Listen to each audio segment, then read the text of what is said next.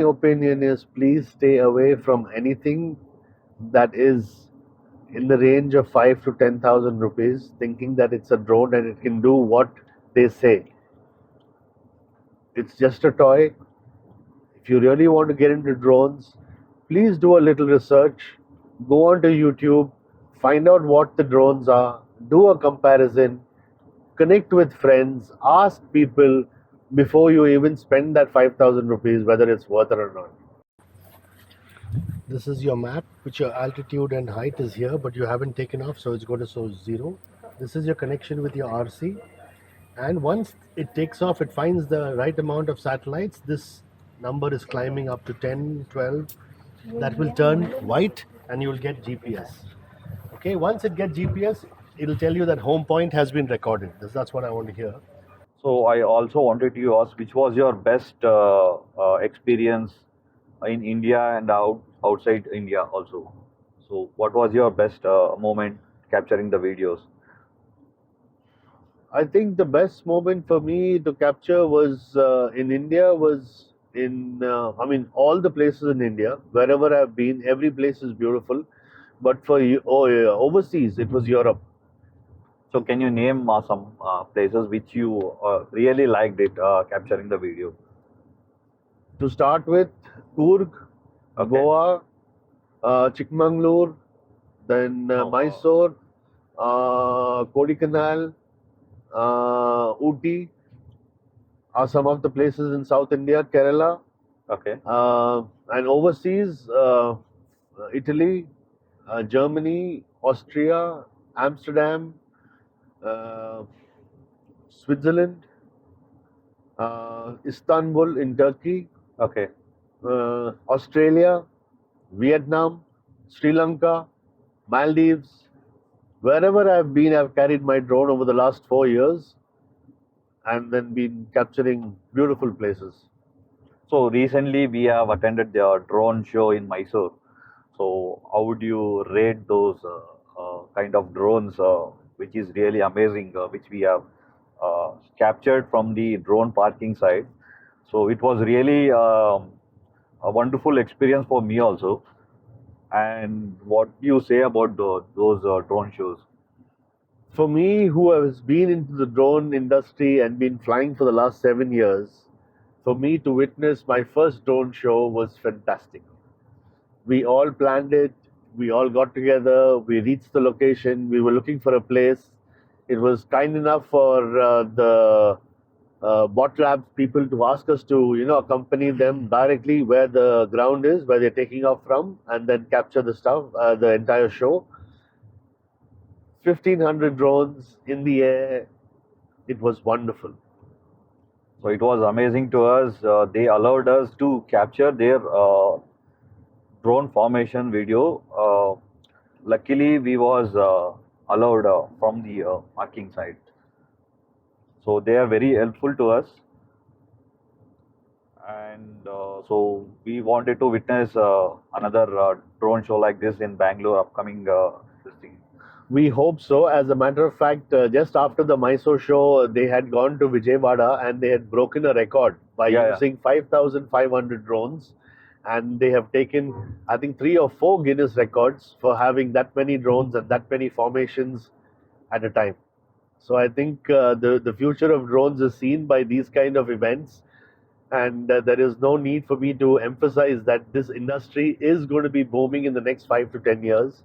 There will be various applications and drones used for different modes of transport, emergencies, survival, fitness, sports, adventure, travel. It's just going to be there. Search and rescue, everything. They are going to be using drones. So that could be the part of a defense drone kind of their concept. Yes, absolutely. And what I mean to say is, what was your worst experience? Did you ever lost your drone? Yes, In your lifetime? I did have one unfortunate experience where after flying for a certain amount of time, I did have a little problem with the motor error, which I noticed. But in the next 10 minutes, the drone just dropped out from the sky. I could not find it. I had screenshots of the entire flight path, Okay. and I connected on Facebook with the DJI team in China, and subsequently they opened a complaint for me, asked me to send me the flight records as well as the screenshots, which proved that there was how do you say, system error or a motherboard error, which caused that, and then they replaced the drone free of cost. Okay. So, according Bad to you, experiences yeah. of flying, of crashing, never. I've been always careful. I've been judgmental in my flying. I know exactly when it is right and when it is wrong. There are certain situations where I've used sports mode, but nothing where I've crashed a drone. Never till today. So you also tried some of the third-party apps other than DJI. Yes. So, what was your experience on that? In the early times when DJI had basic functions of just flying, I was looking for something more, which was like a waypoint. Okay. And that's when I found another app called Litchi, which was compatible with the DJI drones. So I installed that app, and it was a paid app. It was about $25. And then to use it for me to autonomously fly my drone in a selected path on a waypoint, capturing the entire object or subject smoothly. So that was the app that I used. It was called Litchi. It was very nice. It was for the earlier drones. I think some people still use that. So still that Litchi app works for newer drones? No, the recent drones which have been upgraded from the time that I bought the app, most of the drones have waypoints now. So there's really no need for any third-party apps if you have, as you have everything in the DJI upgraded new versions. So what we tried in some of the places which we had made some formations, right? So that did not work actually in some app called Drone Link or something. That's right. So is that app still available for the Yes, trial or something? that app is very well, how do you say, upgraded its entire system as well, and it's used with some of the drones. It's another very good app which I also downloaded for certain this things that I wanted to try with my drone when I was using it for light painting. That was Okay. in the night, shooting drone and getting patterns in the sky with my drone and using my camera to capture long exposure shots. That app is upgraded, and yes, you can use it now. Unfortunately, when we were trying the formations between the friends that we had and the drones that we were using, each drone had to have that app installed. It was not something Yeah, that we tried connecting on the one same person, yes, account actually. one person could not connect with multiple users, one account. So that was an issue. So does taking the drone flying license is really mandatory in India? For newcomers, I don't think you'll be starting with a drone more than 75 or 80,000, which allows you to fly maximum height of 120 meters. Okay. With that, what happens is your limitations are already set by the app itself, giving you a clear indication that you're not supposed to be flying high or far or going against the rules. There are certain places that you just cannot fly, and I would advise everybody to follow those rules. But there are places that you can fly up to 120 meters, and I don't think you need to capture anything more than that, because at 120, some of the shots are fantastic. So government also banned importing the drones from outside India. So still the drones, new updated drones are available in India, the same which is launched internationally. So what you wanted to say, government? So It is basically national security level, which is India's concern with the DJI drones, because most of the data is being sent back to DJI with the app. So that is where something it's debatable. It's something that we all know that it's there, and I don't know why government is not being able to, look at it to make such drones in India. We have the capabilities. Maybe down the line we will have such drones. So right now, yes, the grey market is there. People are selling drones. People are buying drones, and the awareness is much more than before. So what are the collections of drones you have right now? I have now the Mini 4 Pro. Okay.